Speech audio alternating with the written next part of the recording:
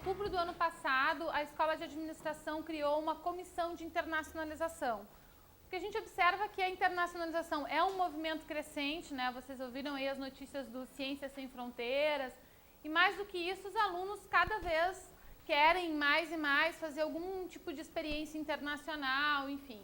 Então a gente criou essa comissão, são 5 professores e um técnico administrativo e mais um representante da graduação, que aqui quem representa é o Rafael, do CAIA, e a gente tem um representante da pós-graduação, porque essa comissão ela trabalha tanto no âmbito da graduação quanto da pós-graduação.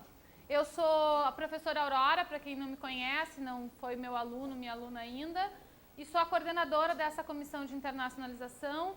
A gente tem um vice-coordenador, que é o professor Vinícius Brey. Ainda participa da comissão a professora Daniela Calegaro, o professor Walter Nick e a professora Elisiane, que está trabalhando mais forte com o pessoal da IESEC, né? Então, basicamente, a Daniela e a Elisiane, elas trabalham mais com as questões da graduação, embora hoje eu vim dar palestra para vocês. E eu, o professor Vinícius, a gente trabalha um pouco mais na questão da pós-graduação e pesquisa, né? Formalização de acordos, enfim. Então, alguns dos acordos e das possibilidades de mobilidade que eu vou apresentar para vocês hoje, eu coordeno, mas tem outras possibilidades de vocês também. Alguns me mandaram um e-mail, aí eu falei, olha, em abril, no final não conseguimos fazer em abril, mas na primeira semana de maio, enfim, está saindo esse evento, porque a demanda é muito grande. Eu acho que é um momento não só respondendo o e-mail para vocês, mas também de interagir. A ideia é que depois outras pessoas que tenham feito mobilidade compartilhem rapidamente a experiência com vocês. O Fabiano, ele é da Relinter, ele é responsável por alguns programas de mobilidade lá na Relinter, ele tem bastante experiência, então vai poder tirar dúvidas específicas que vocês tenham sobre esse processo. Então, na primeira parte, eu vou dar uma visão geral da mobilidade para vocês, e na segunda parte a gente tem dúvidas específicas que vocês podem perguntar para mim, o Fabiano, e depois a gente tem a participação de ex-alunos, ainda são alunos. Alunos que foram aí para a mobilidade vão contar rapidamente, em 3 minutos, a experiência deles. Pode passar. Bom, aqui é um pouco o que significa fazer um intercâmbio, né? Essas 2 fotos de baixo, por sinal, são minhas. Ali são os meus pezinhos nas folhas da França. Ali a gente tem o Gesiel nas 2 páginas. Na parte de cima, o Gesiel foi para Portugal, não chegou ainda, mas ele foi meu aluno no semestre passado. Eu, particularmente, não fiz mobilidade acadêmica na graduação. E foi uma das minhas frustrações quando eu me formei. Eu realmente queria muito fazer mobilidade acadêmica, e principalmente por questões financeiras na época. Minha família não tinha condições de apoiar, de pagar 6 meses no exterior. Eu não consegui bolsa. Na verdade, essa questão, né, que a gente estava conversando ainda há pouco, era até uma questão de desconhecimento das possibilidades que a universidade oferecia. Acho que hoje tem bem mais do que há 10 anos atrás, porque eu me graduei em 2003 aqui na URGS, na Escola de Administração, então a gente tem aí um pouco mais que uma década já, né? Já vou fazer 11 anos de formada. Tem mais opções, né? Mas ao mesmo tempo faltava conhecimento. Por isso que hoje, já como fiz mestrado, fiz doutorado, eu tento de alguma forma contribuir nesse processo de internacionalização, tanto na graduação quanto na pós. Não deu para ir na graduação, tentei fazer um mestrado fora, não consegui bolsa. Bom, aí no doutorado eu fui, né? No doutorado eu passei 1 ano na França, na escola que hoje vocês conhecem como CAD, foi a escola que eu fui professora lá também, dei aula no curso de estratégia, e coletei os dados da minha tese. E eu entendi a importância de um intercâmbio, né? Um intercâmbio cultural, a gente estava conversando agora no começo, de conhecer outras culturas, de se colocar no lugar do outro, né? O intercâmbio de ter outras experiências, de ser mais flexível. Então, pode passar o próximo slide. Conseguir enfrentar tudo isso, né? Eu acho que, na minha opinião, a coisa que é mais importante no intercâmbio é desenvolver a capacidade de adaptação, né? Normalmente, se tu pega um aluno de classe média, acostumado ali a ter a mãe ou uma empregada, uma diarista que lava a roupa, passa a roupa, chega em casa, a comidinha está na mesa. Na mobilidade isso não acontece, né? O cara vai ter que, muitas vezes, ficar numa residência universitária, quando não tem muita grana, dividir banheiro com todo mundo, dividir a cozinha, vai ter que se adaptar, né? Tem todo o processo burocrático, eu vou contar para vocês um pouco o que internamente aqui a gente exige para isso, mas chegando no país, vocês vão ter que passar também por um processo burocrático de se registrar na prefeitura, lá, né? Em cada país tem as suas exigências, muda a rotina, né? São outros horários, por exemplo, aqui a gente tem predominantemente cursos manhã e noite. Na França é de dia, né? Tem alguma coisa até às 7, 8 da noite, mas em geral é de dia. Nos Estados Unidos a mesma coisa, na Europa em geral o predomínio dos cursos são diurnos, né? E isso muda. Então tem as saudades de casa que eu coloquei, que é normal, né? Tem dias que tu quer voltar para casa, mas não dá, chama a mãe, né? Não dá para chamar a mãe, tá lá sozinho. As diferenças culturais, né? Coisas que para nossa cultura, e aí vem toda a parte de negociação intercultural que fala muito disso, né? Dentro da administração. Por exemplo, a gente tende a querer, quando quer agradar alguém ou faz alguma coisa legal, dar um presente. Numa negociação com um americano, tu nunca pode dar um presente, né? O brasileiro, por exemplo, é muito afetivo. A gente chega, dá um abraço, dá um beijo no rosto. Se vocês forem para a Inglaterra, muito cuidado nessa aproximação. O professor, né, uma menina querendo dar beijo no rosto do professor, não rola, né? Aqui já é mais tranquilo, já as pessoas já são mais... Então, tem essas diferenças. A França, as pessoas já são latinas, França, Espanha, são latinos como nós, né? Então, já são um pouco mais afetivos, enfim. Os novos amigos, aqui vem uma dica muito importante, né? Isso eu estou falando... Opa, volta lá, desculpa. Porque eu acredito que todo mundo que está nessa sala quer fazer uma mobilidade, ou pelo menos está pensando seriamente nisso. É muito importante desenvolver novos amigos.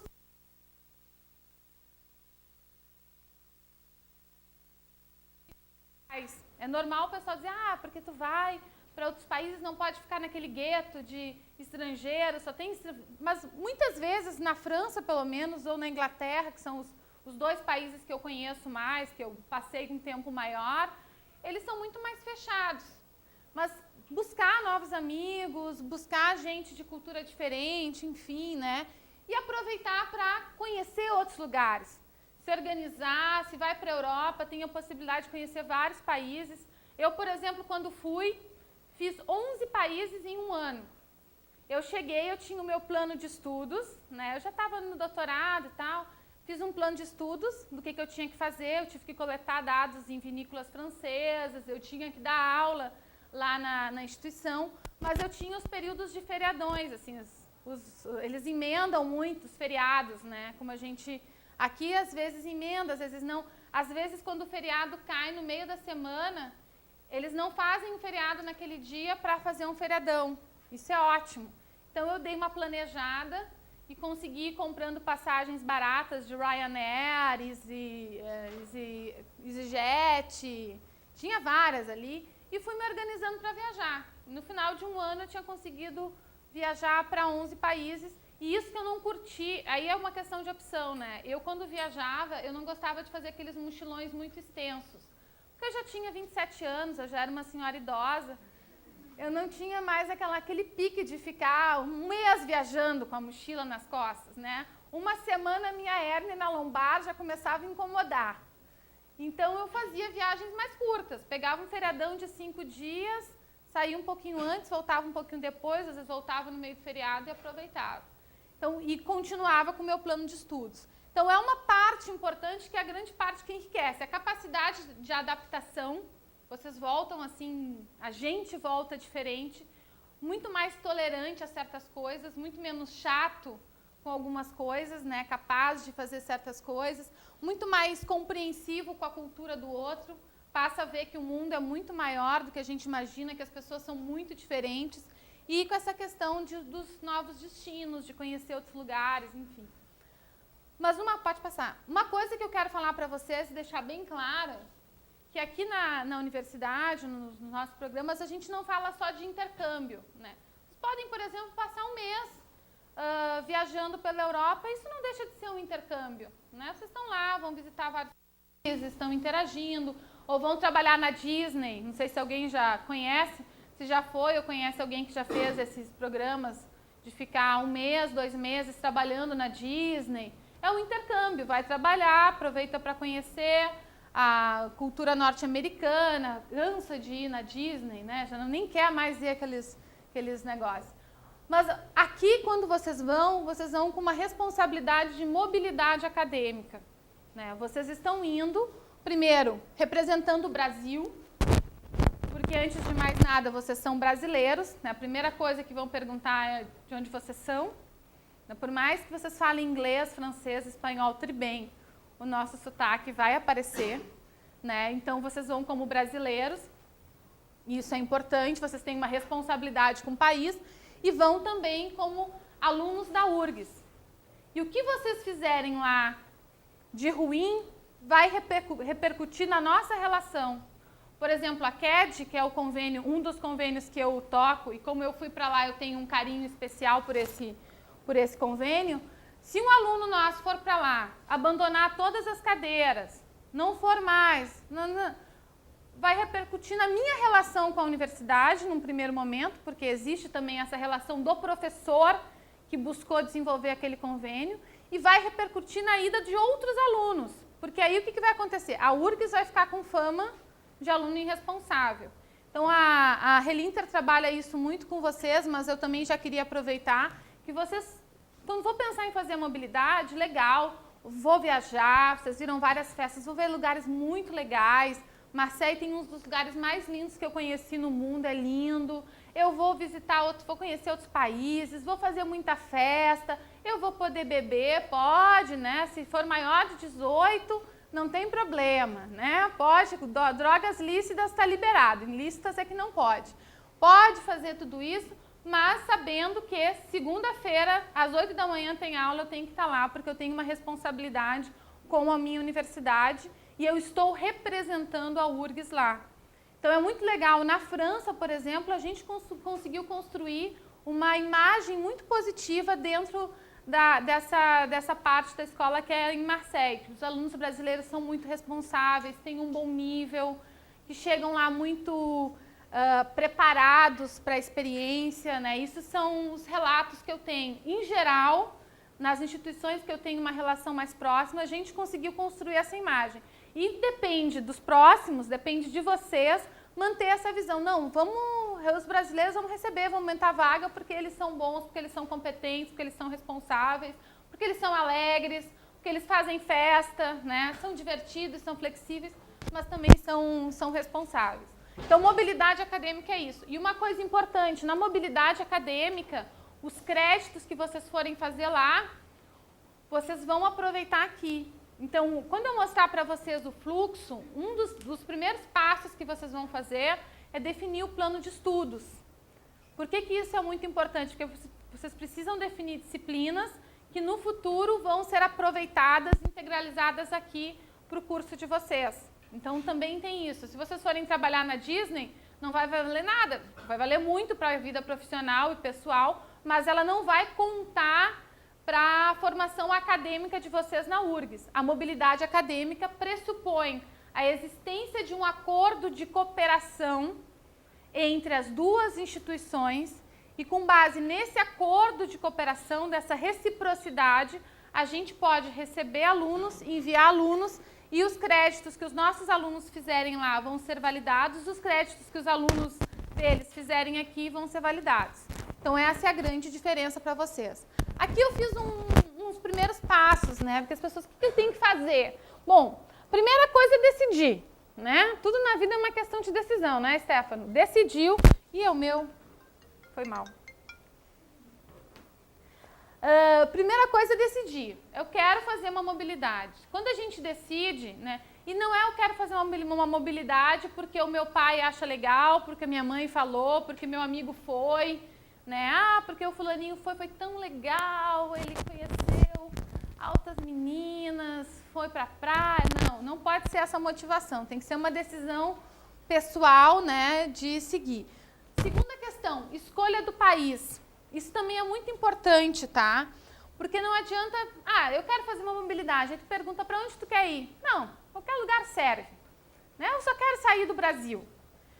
Claro que às vezes a gente está meio assim, né? Para onde eu for, vamos lá, né? Deixa a vida me levar, a vida leva eu, nós e o Zeca Pagodinho. Mas não dá, né, gente? Tem que escolher o país, esse é o ideal. Claro que aí vocês vão escolher o país, porque isso também é a base para vocês se prepararem para a questão do idioma. Então, por exemplo, hoje, eu vou apresentar alguns acordos que a gente tem por país. Na França, a maioria das escolas parceiras, elas dão aulas em inglês. Então, vocês podem ir para a França, por exemplo, para Marseille, para Grenoble, para Nancy, que é um convênio que a gente está em fase de finalização, que é mais no norte, fica 1 hora de trem de Paris. E é uma região que é bem barata também. Então, é uma opção boa, quem quer ficar mais no norte vai passar mais frio, porque Nancy enquanto quem quiser o sol, praia e tal, vai para Marseille. Vai ver um monte de gente do norte da África, vai ter uma sensação que está na Argélia, no Marrocos, né, aquela bagunça, mas vai ter sol 320 dias. Quem quiser ficar perto de Paris, né, aquela coisa mais... Aí vai lá para Nancy, quem quiser ficar nos Alpes suíços, vai para Grenoble, né, faz uma programação aí e dá uma olhada também na página das universidades, né, para ver qual é o perfil. Mas vocês podem escolher o país e a partir daí pensar nessas opções. O segundo passo é o idioma. De acordo com o país que vocês escolherem, tem uma exigência de idioma. Vocês podem querer, muita gente tem me procurado, tem mandado e-mail perguntando as oportunidades na Inglaterra e nos Estados Unidos. O que acontece? Tanto na Inglaterra quanto nos Estados Unidos, a gente tem uma dificuldade em ter acordos de reciprocidade para enviar e receber alunos sem taxas. Porque nós somos uma universidade pública, nós não cobramos taxas, a gente recebe de graça, e, enfim, vocês vão de graça.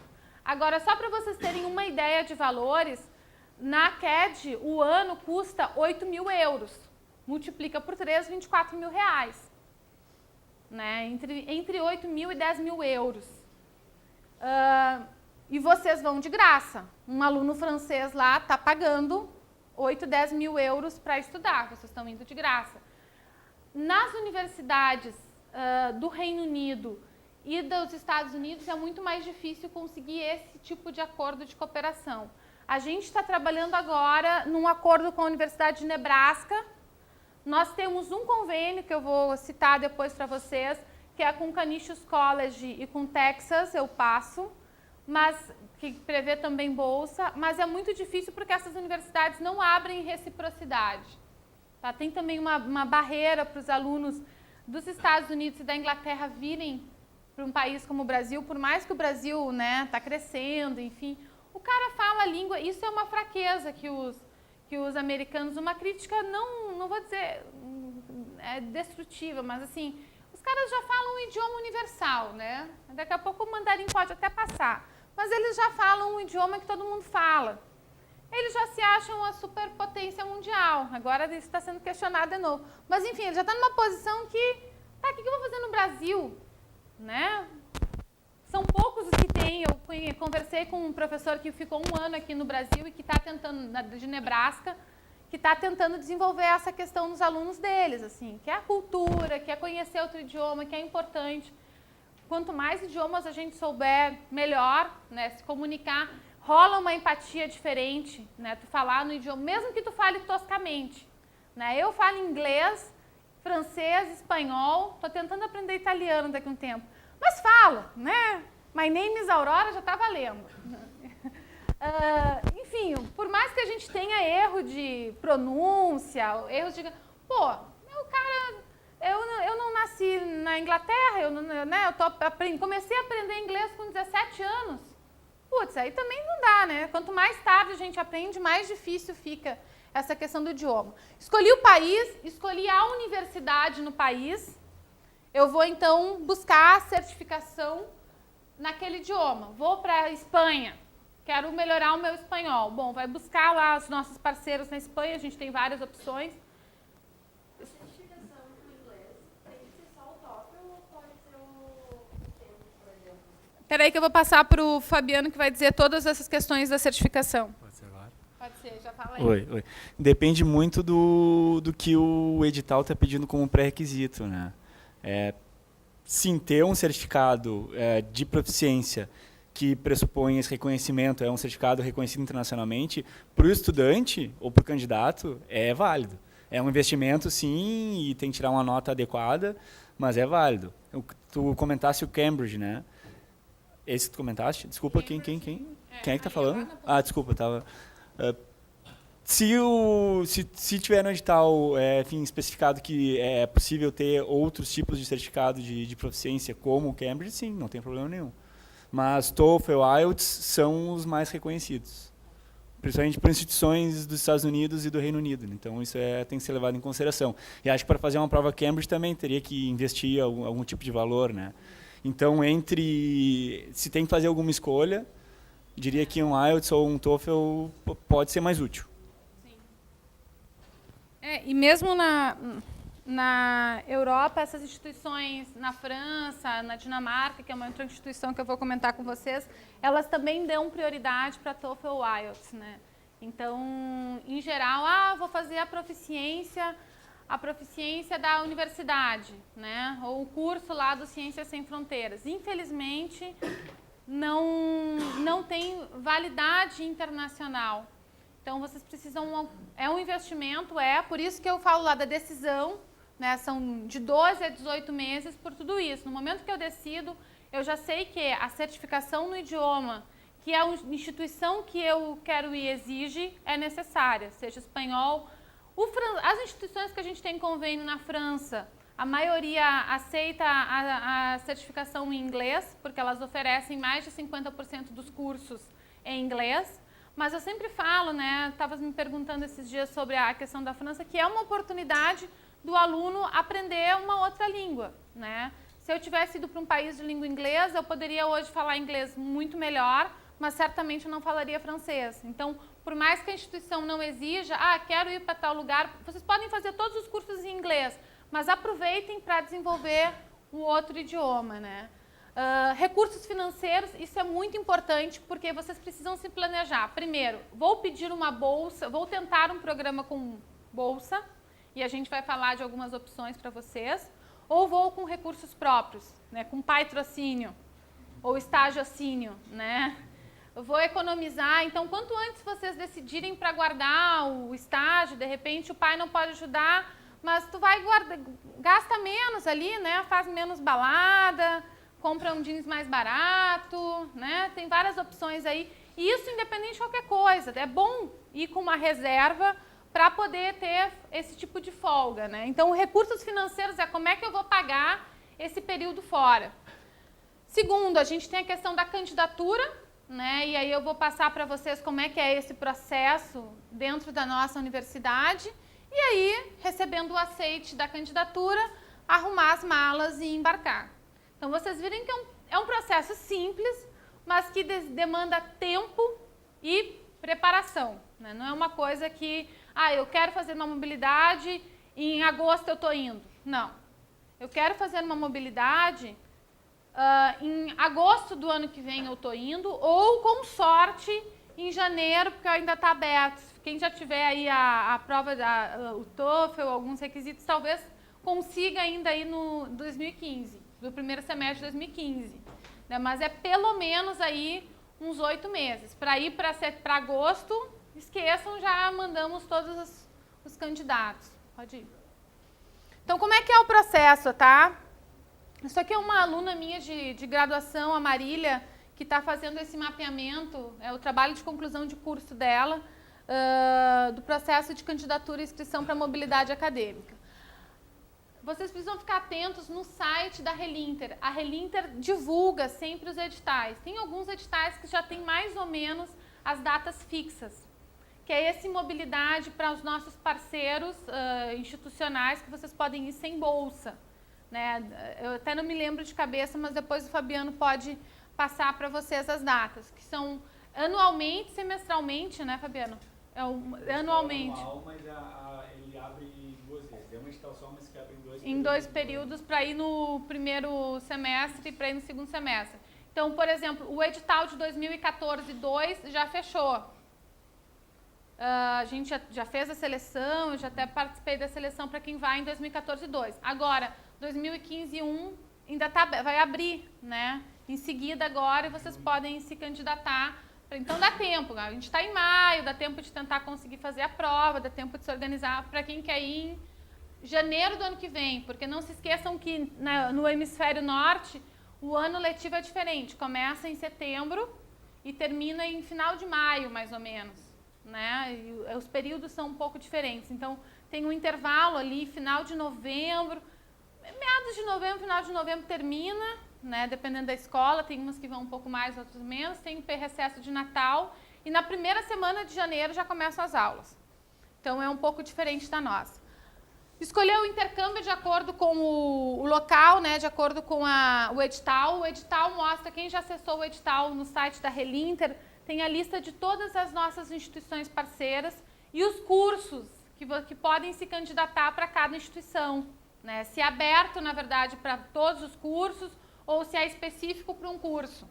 Então, por exemplo, no caso da CAD, que é uma business school, né, é focado em economia, administração, eles não vão abrir para medicina. Então, no edital, como a pessoa não vai saber, quem está lendo o edital não sabe, no edital já aparece o nome, o país, vagas e os cursos, né, se é mais abrangente ou menos abrangente. Reunir toda a documentação para a candidatura, tá? Elaborar um plano de estudos para ser validado pela Congrade. Então, os cursos, as disciplinas que vocês querem fazer, por mais que possa sofrer alguma alteração quando vocês chegam, eventualmente não tem vaga, algum ajuste, mas vocês precisam validar aqui esse plano de estudos para garantir que no retorno essas disciplinas vão ser aproveitadas. Diga, Rafael. Aproveitadas como crédito eletivo? Sim, depende normalmente como crédito eletivo. Ou complementares, né? Que agora tem eletivo e complementar. Na minha época não tinha essa diferença. E tem que voltar a estudar essa legislação. Esse é bom tu perguntar, porque eu vou mudar, vou pedir para a Marília especificar um pouco mais.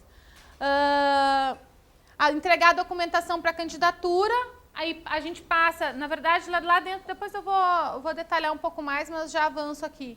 A Relinter recebe, então, todo esse dossiê, são pilhas e pilhas. Cada vez que eu vou lá participar de uma seleção, eu fico com pena do Fabiano, das pessoas envolvidas, porque cada aluno é uma pilhazinha e eles ficam com aquelas pilhas gigantescas. E eles reúnem, então, bancas de professores de acordo com as áreas, né, humanas, saúde, ciências sociais aplicadas, enfim, para avaliar o dossiê dos alunos e avaliar se aquele candidato é selecionado ou não. Então, homologado passa, então, por uma avaliação, se homologa lá o pedido e encaminha para a instituição, na verdade, a carta de aceite e a decisão final quem dá é a instituição parceira, né? A gente manda lá, o acordo prevê 4 vagas, a gente pede as 4 vagas, mas pode acontecer da instituição, por algum motivo, sei lá, se reestruturou, fundiu, sei lá, dá 2. Então, por mais que a gente tenha pré-selecionado o candidato, não é uma garantia que a gente tenha as 4 vagas previstas, porque a decisão final, ou mesmo a instituição recebe, olha o TOEFL do cara e diz, pô, esse cara tirou 80, não dá. Está no limite, ou está abaixo do limite. Porque a gente, às vezes, dá uma tentadinha, né? O pobrezinho do aluno, né? Vamos lá, 85, vai. Mas a instituição chega lá e não vai estar com o nível de inglês que eu preciso para acompanhar as aulas. Então, só para deixar claro, até porque a gente acha, a Relinter me aceitou e depois disse que eu não podia ir. Não, a Relinter aprovou a mobilidade internamente na URGS e encaminhou o dossiê de vocês para a instituição que avalia ou não e dá ou não a carta de aceite. Então, a instituição parceira de destino emite a carta de aceite e depois vocês, então, vão receber as orientações finais da Relinter.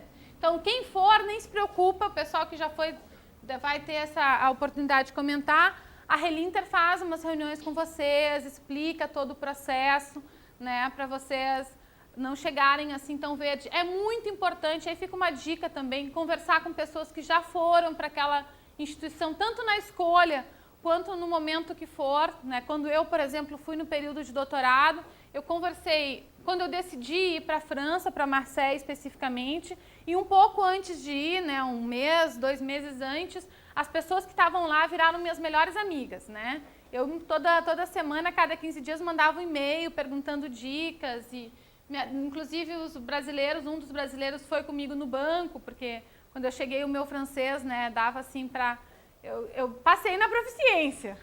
Na verdade, a gente descobre que não sabe falar inglês ou francês ou alemão quando chega no lugar, né? Tu passa na proficiência, tu acha que tu fala tudo, né? Tu chega lá e escuta, e eu adoro ouvir conversa dos outros no ônibus.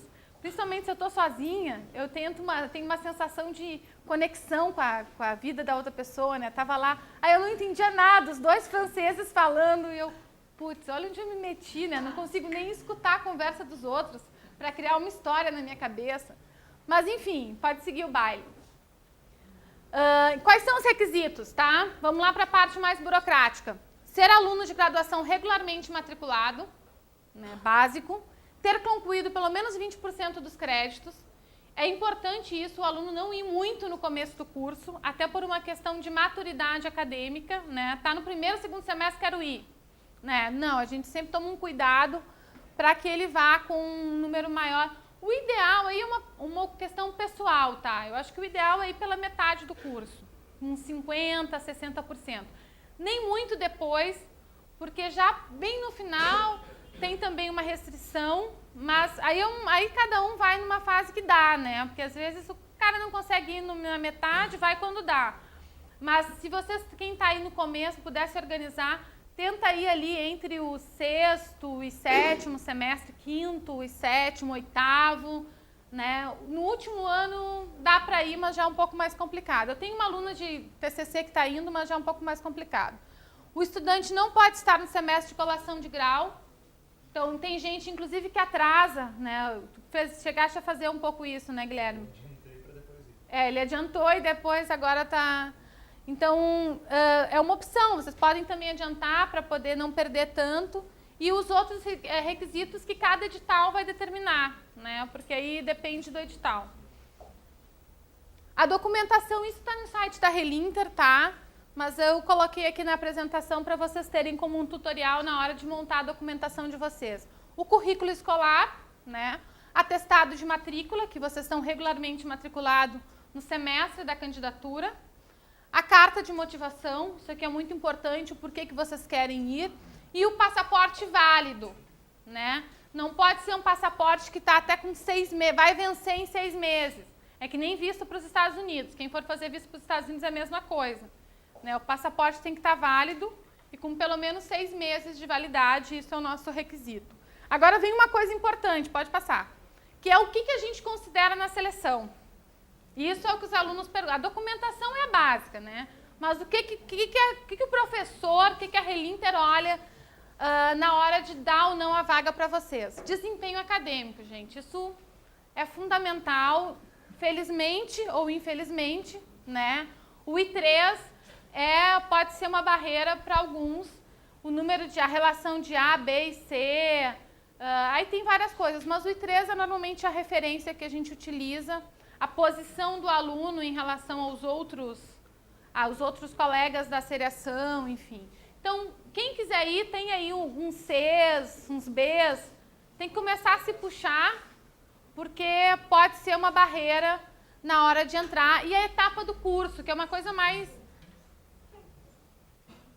A etapa do curso é uma coisa mais subjetiva, mas a gente também dá uma olhada se está muito lá no final, já está no 9º semestre, ou se está muito no começo, né? Isso também pode impactar. Mas aqui é um aspecto que os alunos vários ficam, assim, a gente fica com pena, mas o que vai acontecer é aquilo que eu falei. Se o aluno já tem um desempenho ruim na URGS, no seu próprio país, na sua instituição, imagina numa instituição estrangeira que no começo ele não vai dominar o idioma ou não vai dominar a questão burocrática, né? Então existe uma preocupação porque o aluno está levando o nome da universidade.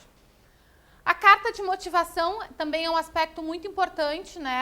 O objetivo da mobilidade. Esses tempos eu estava lendo uma carta de... Acho que nem é muito ético dizer isso, mas enfim. Que o cara começou dizendo da importância da viagem, pegou uma citação daquele velejador famoso lá, do Amir Klinker, e falou que viajar era muito importante.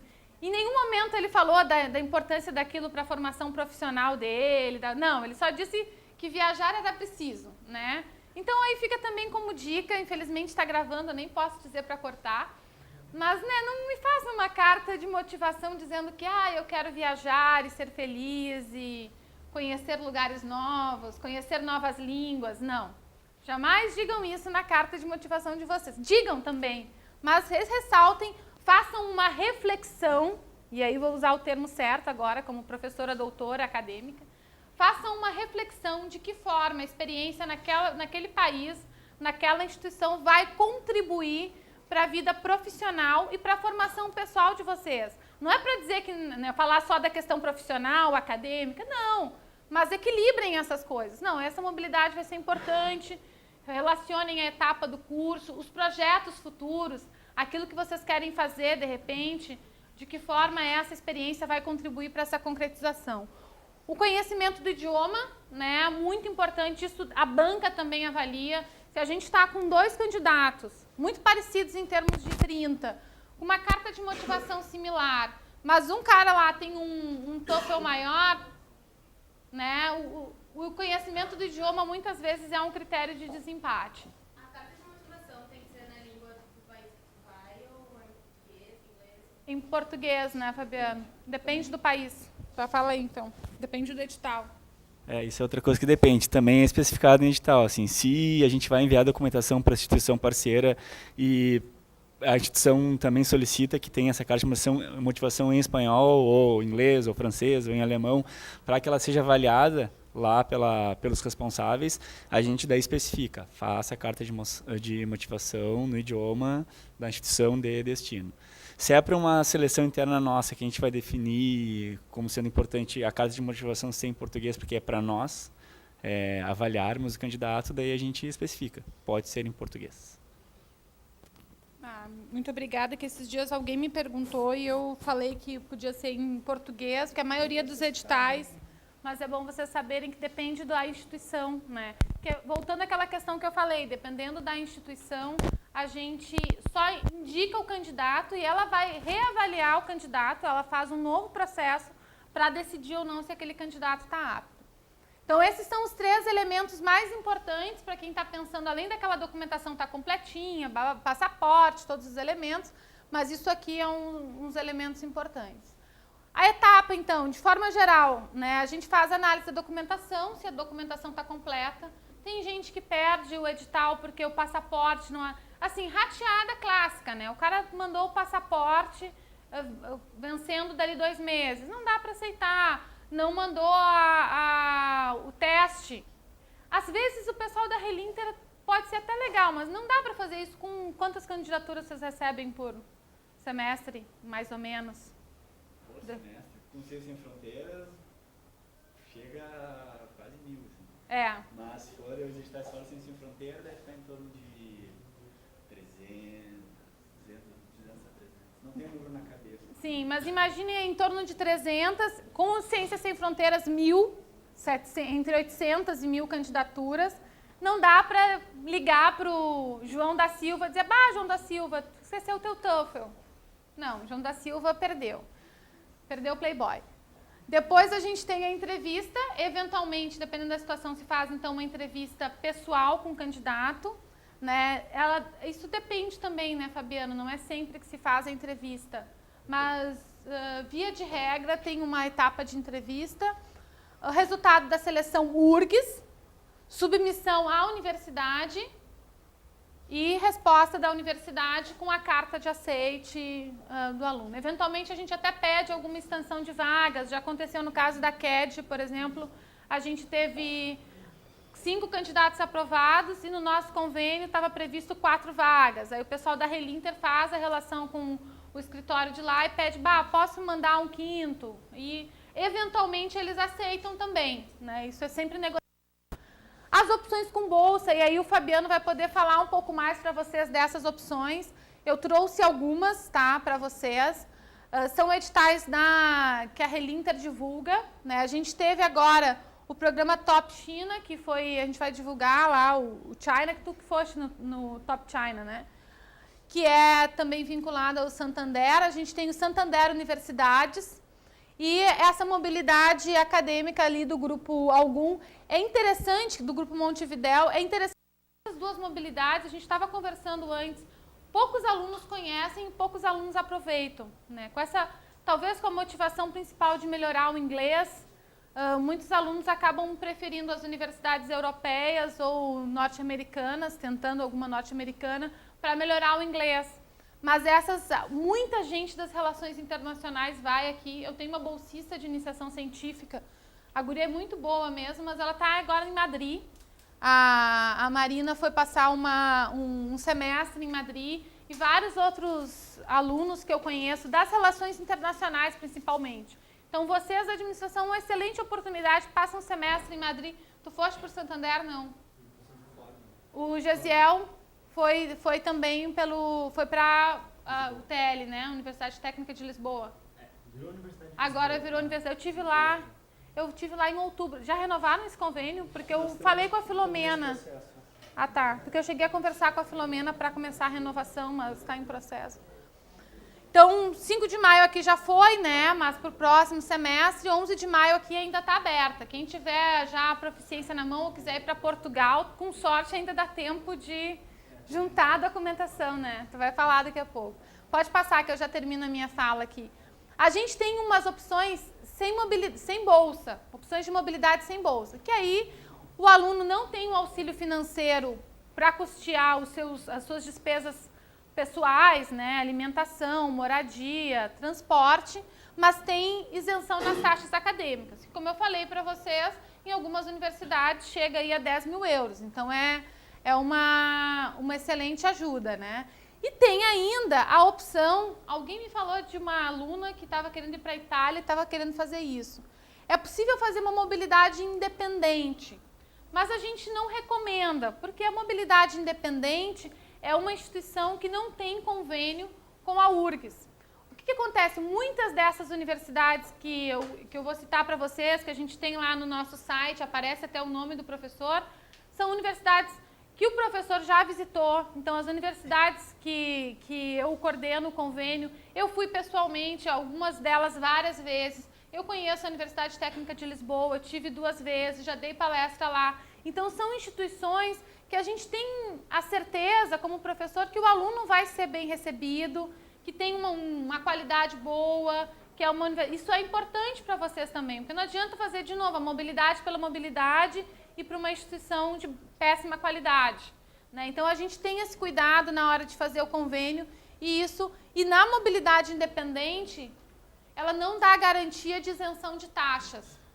Porque como nós somos uma universidade pública, no momento que nós estabelecemos o convênio, o acordo de cooperação, o protocolo de cooperação, ele prevê reciprocidade, os alunos não pagam para vir e não pagam para ir. Quando vocês podem, eu quero ir, sei lá, taxas do bolso de vocês, né, e passar um semestre em alguma outra instituição. É possível, mas não é recomendado, mas é possível. Só para reforçar, professor, tem outro aspecto também. Se vocês verificarem a nossa página... É porque está gravando. Se vocês verificarem a nossa página, vocês vão começar a fazer uma prospecção agora, né, de países e instituições que vocês, de repente, têm interesse. A gente tem acordos de cooperação com muitas instituições ao redor do mundo, mas nem todas prevê mobilidade acadêmica. Então, de repente a gente tem lá com Harvard, mas Harvard não prevê, talvez preveja outro tipo de cooperação, sei lá, no nível de visitação de professores, de missões, de algum tipo de investigação, mas não prevê mobilidade acadêmica. Então, o nosso estudante, por mais que a gente tenha um convênio, um acordo de cooperação, se não está prevista mobilidade acadêmica no convênio, também é uma mobilidade independente. Né? Então, tudo que tem de possibilidades de mobilidade acadêmica para alunos de graduação, nos convênios, a gente oferece em editais, que é o que a professora estava comentando. Então, vocês podem acessar os nossos editais para verificar. Se vocês olharem a nossa página, os outros convênios, vocês até podem se interessar. Mas daí vocês têm que compreender que talvez não esteja prevista essa mobilidade e que a universidade, mesmo que tenha esse acordo de cooperação, ela pode exigir tuition fees, ou seja, essas taxas. E principalmente em alguns países pode ser bastante elevado o custo, né, de tudo isso. Então isso tem que ser avaliado também. A gente não recomenda, não que o State não possa fazer, mas vai ter que levar isso em consideração. De resto, ou está nos nossos editais, ou as próprias unidades oferecem também de acordo com seus convênios, né? Porque a escola de administração tem convênios específicos também. Eu tenho, por exemplo, um acordo que no final a gente teve um problema legal com Manchester e o acordo está em fase de revisão, né, Carol? Porque até isso, né, nessa instituição que eu fui lá, visitei, fiz tudo todo certinho, comecei o convênio, aí eles mandaram dizendo, não, o acordo tem que ser regido com a legislação inglesa. Aí eu, ok, a gente alterou o texto do convênio e colocamos que o acordo ia ser regido pela legislação brasileira e inglesa. Porque aqui eles exigem que seja brasileira, lá eles exigem que seja inglesa. Nós colocamos os dois. Bom, vai ser legislação inglesa. Chegou lá, o Departamento de Relações Internacionais não quis assinar, porque não estava só inglesa, porque tinha brasileira e inglesa. E se é brasileira e inglesa, eles não assinam. Então agora a gente está no impasse. Já foi assinado pelo nosso reitor, a gente estava em negociação com o professor, mas quando chegou no departamento legal, lá no último nível da instituição, então tem detalhes assim que tem que considerar. De qualquer forma, o edital de 2015-1 já está aberto, né, e vocês podem ter maiores informações. Pode passar. Aqui a gente fez um mapinha com as instituições, eu vou passar direto para cá. Aqui são todos os países que a gente tem acordo, tá, de cooperação. Nem todos, como o Fabiano destacou, são acordos para a mobilidade acadêmica, né? Então isso é importante destacar. Eu coloquei alguns países que a gente tem mobilidade acadêmica, por exemplo, a Alemanha é um país que tem várias possibilidades para mobilidade acadêmica, um pouco mais na engenharia e na computação, né? Mas acho que dá para, eles abrangem também a administração. A Argentina, né, que aí entra também naquele grupo Montevidéu. Colômbia, a gente recebeu esse semestre vários alunos da Colômbia. Colômbia e México, a gente tem um número grande de alunos que vieram. Então, quem quiser ir também. Medellín é muito bonitinha. A Colômbia, apesar de toda essa função que teve nos anos 90, que vocês ainda eram crianças ou nem nascidos, não, nascidos eram. Hoje é um país bem tranquilo e é um povo bem encantador, assim. A Espanha, a gente tem várias possibilidades. Eu estou tentando desenvolver um acordo com uma universidade, Castilla de la Mancha, lá em Toledo, mais próximo para a área de administração. Estados Unidos, aqui na escola, a gente tem um edital específico com bolsa, que é divulgado normalmente em outubro, e a seleção acontece em novembro, para Canisius College e Universidade de Texas El Paso, mas são 4 vagas, 2 para Relações Internacionais, 2 para Administração. É um convênio, uma mobilidade mega disputada. Normalmente a gente tem em torno de 12, 15 alunos por vaga, tá? Mas alguém sempre entra, né? E aí se considera essa questão, é uma mobilidade que prevê bolsa, né? A gente tem França, como eu falei, como eu morei e estudei na França, eu tenho vários convênios na França. A CAT agora, ela foi até ano passado Euromed Management, que era uma escola localizada em Marseille, e eles se fundiram com a Bordeaux École de Management. Então agora a CAT tem 2 opções, o aluno pode ir ou para Marseille ou para Bordeaux, né? Eu conheço as duas, eu morei em Marseille e fui 2 vezes para Bordeaux. Bordeaux é uma cidade muito interessante, ela é mais universitária, ela é mais tranquila, tem bons vinhos, né? Se alguém gostar de vinho, eu recomendo fortemente. Mas a praia e o mar Mediterrâneo de Marseille é só em Marseille. A gente tem um convênio também muito antigo com Grenoble, vários alunos já foram para Grenoble. A gente está desenvolvendo agora com Nancy. E tem outras possibilidades, Troá está em stand-by nesse momento, mas tem outras opções que a gente está desenvolvendo. A Itália, vocês podem olhar Bolonha, qual é aquela que está em fase final de renovação? Verona? Não. Verona a gente tem convênio também, inclusive tem uma aluna que está indo agora. México, Portugal, que o Gesiel foi lá para a Universidade de Lisboa, que também passou por uma fusão, e a Dinamarca, que eu coloquei em laranja. Eu coloquei em laranja porque é uma escola de negócios também, que é basicamente 80% dos cursos são em inglês. É uma cidade pequena na Dinamarca, mas que é próxima da capital, de Copenhague. Eles vieram aqui, foi um contato que a gente desenvolveu através da Relinter. Eles vieram em abril, começo de abril, final de março, não me lembro, aqui na escola. E estão muito interessados tanto em receber quanto em enviar alunos da Dinamarca para cá. Porque esses países, só a questão da língua, né, do idioma, na Escandinávia, em alguns países da Europa, que eles não falam inglês. Tipo, Dinamarca, o pessoal tem que falar inglês, porque né, dinamarquês, quem é que fala dinamarquês no mundo, né? Eles são muito mais abertos, a gente ainda tem sorte, ainda tem Portugal e ainda consegue falar um pouquinho de espanhol, porque hablamos mingueiro, qualquer coisa. Mas o coitado dinamarquês, né, não fala nada. Se não falar inglês, ele está ilhado lá naquele gelo que é a Dinamarca. Então é importante para eles visitarem outros países, terem contato. Eles são muito abertos. Se forem fazer mochilão pela América Latina, você sempre encontra um sueco, um dinamarquês por aí. Fala lá, querido. Professor, a gente ficou na dúvida aqui. Todos esses destinos têm uma faculdade conveniada com mobilidade acadêmica. Esses todos aqui. Isso eu fiquei em dúvida porque tu me ajudou a fazer esse slide, Carol. Isso, os que estão em verdinho, acho que foi os que a gente tem confirmação que a EA tem especificamente um convênio. Então, tem para A Itália, na verdade, é porque a gente tem Verona, que está já foi um aluno, mas a gente está na fase final de assinatura, então eu não quis colocar. Esses verdinhos são que eu tenho certeza absoluta que tem mobilidade. Tá? E na Itália a gente tem também Bolonha, que é um acordo que foi firmado pela Escola de Enfermagem, mas que ele prevê mobilidade também. Então aqui Itália eu estou revendo, mas eu acredito que sim.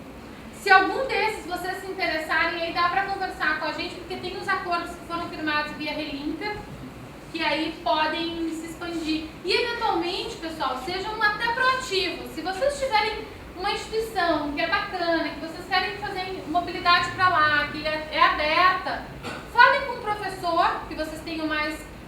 tu é meu aluno lá de organização da produção, mas, professor, eu queria muito para aquela instituição, tu conhece algum professor lá? Porque às vezes a gente faz um monte de contato em congresso e pode ter um contato naquela universidade, desencadear um acordo de cooperação. Porque esses acordos de cooperação, eles passam muito por uma iniciativa pessoal do professor. Que a gente acaba num congresso que vai, numa pesquisa que desenvolve. Então vocês também podem fazer um pouco esse papel proativo, né? De não ficar, a universidade não oferece esse convênio, não vai dar para ir.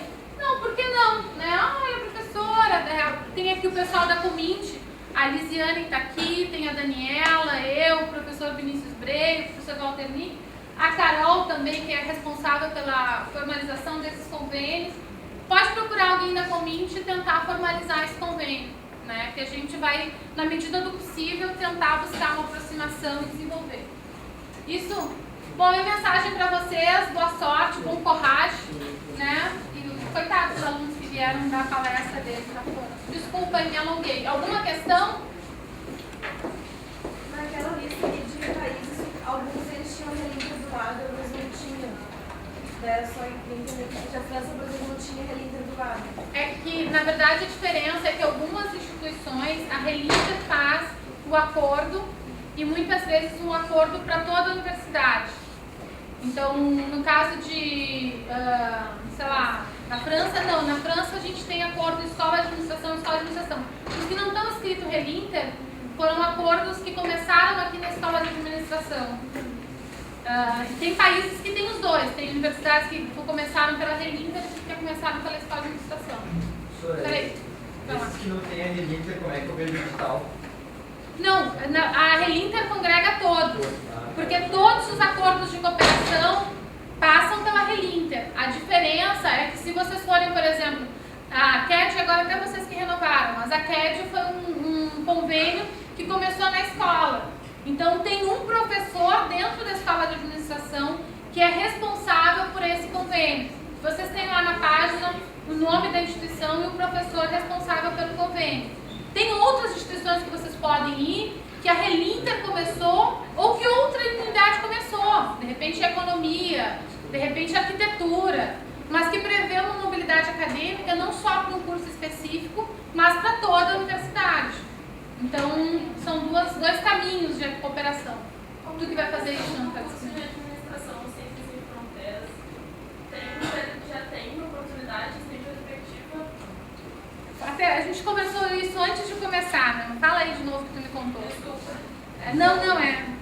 A Ciências Sem Fronteiras ele tinha uma previsão de lançar, da CAPES e do CNPq, lançar chamadas até 2015. Por enquanto a gente não tem nenhuma informação que confirme se vai ter continuidade dessas chamadas. A informação que tem agora é que está suspenso. Tinha uma previsão de implementar até 5 mil bolsas, mas zero previsão de que sejam incluídas novas áreas que não sejam as já elegíveis pelo CSF. Administração e outras áreas das ciências sociais aplicadas e humanas não estão contempladas. Por isso que esses editais que a gente abriu com bolsa, que são os editais do nosso convênio com Santander, mais edital do Grupo Montevidéu, que eu não me lembro agora se a administração estava contemplada, mas editais que prevê mobilidade com bolsa, a gente abriu para as áreas não elegíveis pelo CSF. Ou seja, todos os cursos da URGS que não estão nessas áreas, a gente deu prioridade, porque a gente entendeu que o Ciências Sem Fronteiras já estava contemplando essas áreas elegíveis e também dá oportunidade para os estudantes dessas áreas poderem participar de um período de mobilidade e com bolsa mais interessante. Inclusive em relações internacionais, por exemplo, não está no Ciências Sem Fronteiras. Né? Então, e eles estão aproveitando bem essas... Direito e relações internacionais estão aproveitando bem essa mobilidade. Eles não trabalham, então entre eles O adaptante começa em setembro, Sempre avalia. aí tem o período de recesso e volta no Mas de é que chega janeiro. a ser- Então, no caso, os alunos daqui só estudam em janeiro, não em setembro. Não, os alunos daqui que forem selecionados agora no edital de 2015-1, eles vão iniciar as aulas em janeiro. Mas aí Mas- seria meio semestre, seria. Janeiro, fevereiro, março, abril, maio. Na verdade, são 4, é um semestre. Tu pode ir em janeiro e voltar em julho. Né? A vantagem é quem foi aí fica sendo feliz, né, Guilherme? O Guilherme foi lá para Marseille, o semestre é mais curtinho mesmo. Ainda tem o Spring Break lá, que tu fica uma semana de folga. A gente estuda 2 meses e meio. Mas assim, é uma modalidade, porque a carga horária é diferente, é um pouco mais concentrada, pode acontecer, até isso é uma vantagem para os professores, pessoal, é uma vantagem para os professores, né, porque às vezes o professor tem que dar aula em outro país ou tem um congresso, aqui a gente tem que dar, no meu caso lá, segunda e quarta, e se eu tenho um congresso eu tenho que dar um jeito de atividade, enfim, suspender a aula. Lá não, eles podem ter uma flexibilidade maior, aí concentra, às vezes tu tem 3 aulas, 4 na mesma semana e mata em 3 semanas a disciplina. Então é uma lógica um pouco diferente do que a gente está acostumado aqui no Brasil. A carga horária é parecida, um pouquinho menor, mas isso também é uma característica do crédito na Europa. Os ECTs são diferentes dos nossos créditos aqui, né? Lá vocês vão estudar, na Europa vocês vão estudar menos do que no Brasil, porque aqui 60 créditos é 60 horas em sala de aula. Lá os ECTs prevê, além da sala de aula, o tempo que o aluno passa estudando para a disciplina e o tempo que ele gasta para trabalhos em grupo. Então aqui uma disciplina de 60 créditos, na verdade é 120, né? Que bom, vocês estudam mais, olha que maravilha, né? Certo, pessoal? Então assim, ó, eu vou encerrar. Infelizmente a gente teve os meninos que vieram. Eu vou pedir para eles só rapidamente dizerem o nome, para onde foram, né? E relatar em 1 minuto a experiência. E eles vão ficar aqui para vocês. A gente tem que liberar a sala. Então, assim, quem quiser comer mais um sanduíche de croissant ou de baguetinha, enfim, fica à vontade. Vocês me conhecem aí dos corredores. A Carol vai poder responder dúvidas mais específicas para vocês. E o Fabiano também está aqui à disposição. Suguem o Fabiano. as dúvidas que Isso é vocês importante. tenham dos programas, que ele vai poder tirar todas as dúvidas de vocês. Tem um aberto ainda, hein, pessoal? Eu, se fosse vocês, tem vários abertos aqui com bolsa, e eu, se fosse vocês, aproveitaria o Fabiano para se informar desses editais aí com bolsa. Não, tá? Obrigado pela presença, até a próxima.